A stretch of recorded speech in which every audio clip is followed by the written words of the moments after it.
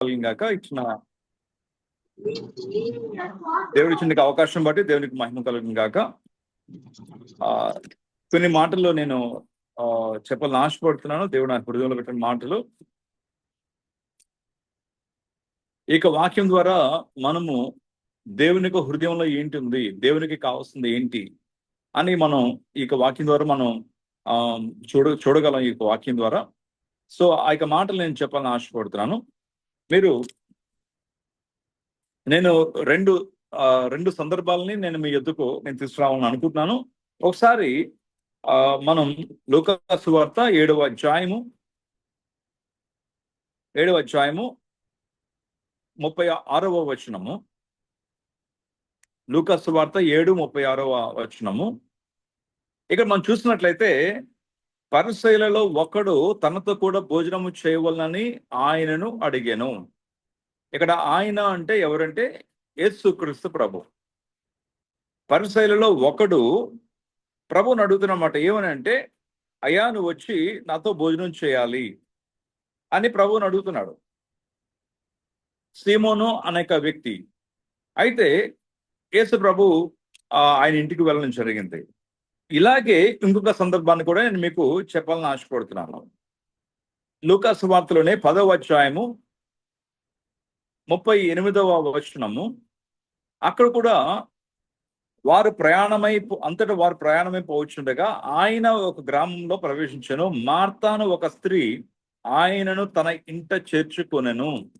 ఇక్కడ రెండు సందర్భాల్లో కూడా ఇక్కడ పరిసయ్యుడు సీమోను తన ఇంటికి యేసుక్రీస్తు ప్రభువుని చేర్చుకుంటాడు, ఆహ్వానిస్తాడు. అలాగే ఇక్కడ మార్త కూడా యేసుక్రీస్తు ప్రభువుని తన ఇంటికి ఆహ్వానిస్తుంది. ఇక్కడ మనం గమనించాలి ఏంటంటే, మనం కూడా యేసుక్రీస్తు ప్రభువుని మన యొక్క ఇంటికి మనం ఆహ్వానిస్తూ ఉంటాం. మనం కూడా యేసు ప్రభువుని అంగీకరిస్తాం. మనం యేసుక్రీస్తుని మన రక్షకుడిగా అంగీకరిస్తాం. యేసుక్రీస్తు ప్రభువుని మనం ఒప్పుకుంటాం మనం. అయితే ఇక్కడతో సరిపోదు. మనం ఇంకా దేవుడు మన దగ్గర నుంచి కోరుకుంటుంది ఇంకా చాలా ఉందండి. ఇక్కడ మనం చూసినట్లయితే దేవుని యొక్క హృదయం ఏంటి అసలు? What is the heart of God towards us? మన పట్ల దేవుని యొక్క హృదయం ఏంటి? దేవుడు మన దగ్గర నుంచి ఏంటి ఆశిస్తున్నాడు? అసలు ఏం కోరుకుంటున్నారు? మనము అంగీకరిస్తే సరిపోతుందా యేసుక్రీస్తు ప్రభువుని? మనం ఒక క్రైస్తవులుగా జీవిస్తే సరిపోతుందా? ఎవరైతే యేసుక్రీస్తు ప్రభువుని అంగీకరిస్తారో వారు కేవలము క్రైస్తవులుగా మాత్రమే మిగిలిపోతారు. కానీ యేసుక్రీస్తు ప్రభువుకి క్రైస్తవులు మాత్రమే కాదు, ఆయనకి కావాల్సింది శిష్యులు కావాలి. అందుకే యేసుక్రీస్తు ప్రభు ఆయన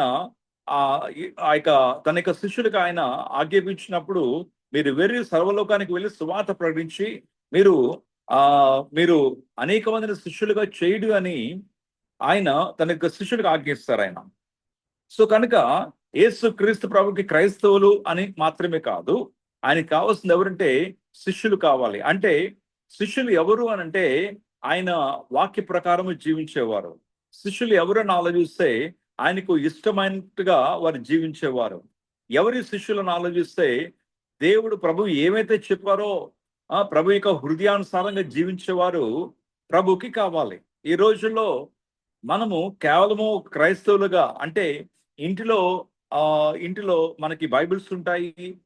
ఇంటిలో మనము యేసుక్రీస్తు పాటలు వింటా ఉంటాము.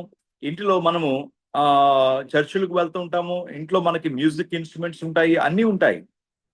యేసుక్రీస్తు యొక్క బొమ్మలు కూడా ఇంట్లో పెట్టుకుంటాము, వాక్యాలు పెట్టుకుంటాము, ఇవన్నీ పెట్టుకుంటాము.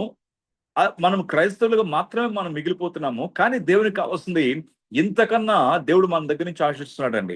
ఇక్కడ మనం చూసినట్లయితే సీమోను యేసుక్రీస్తు ప్రభువుని తన ఇంటికి ఆహ్వానించాడు. అక్కడితోనే అతను ఆగిపోయాడు. ఇక్కడ చూడండి మీరు, అక్కడ ఒక స్త్రీ ప్రభు యొక్క పాదాల దగ్గరకు వచ్చి ఆమె ప్రభు యొక్క పాదాలను తడుపుతూ, ఆమె ఏడుస్తూ కన్నీటితో ప్రభు యొక్క పాదాలను తడిపి తన వెంట్రుకలతో ఆయనకు పాదాలను తొడవడం మనం చూస్తూ ఉంటాము. ఆయనకు పాదాలు ముద్దు పెట్టి కూడా మనం చూస్తుంటాము. ఇదంతా కూడా దేనికి సూచన అంటే ఆయనకు ఆరాధనకు గుర్తండి. ఇదంతా కూడా ఆయన్ను ఆరాధన చేయడానికి గుర్తుగా ఉంటుంది. మనం యేసుక్రీస్తు ప్రభువుని ఆహ్వానిస్తే సరిపోదు, కానీ మనము ఆయనను ఆరాధన చేసే వారిగా మనం ఉండాలి. దేవుడు మన దగ్గర నుంచి ఆశిస్తుంది అదేనండి. ఇక్కడ ఆ యొక్క పరిసయుడు యేసుక్రీస్తు ప్రభుని ఆహ్వానించిన తర్వాత ఆ సందర్భంలో ఒక స్త్రీ వచ్చి యేసుక్రీస్తు ప్రభుని ఆరాధన చేస్తున్నప్పుడు ఇక పరిసయుడు అనుకుంటున్నాడు ఏమనంటే, ఈ స్త్రీ 39వ వచనం చూసినట్లయితే, ఈయన ప్రవక్తయై ఉన్నేడలా తన ముట్టుకొనిన ఈ స్త్రీ ఎవతయో ఎటువంటిదో ఎరిగి ఉండును, ఇది పాపాత్మురాలు అని తనలో తాను అనుకుంటున్నాడనమాట.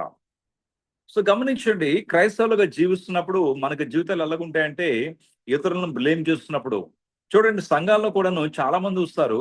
కొంతమంది ఆ కన్నీటితో దేవుని ఆరాధన చేస్తూ ఉంటారు. కొంతమంది ఏం చేస్తారంటే జేబులో చేతులు పెట్టుకొని, లేకపోతే కాళ్ళు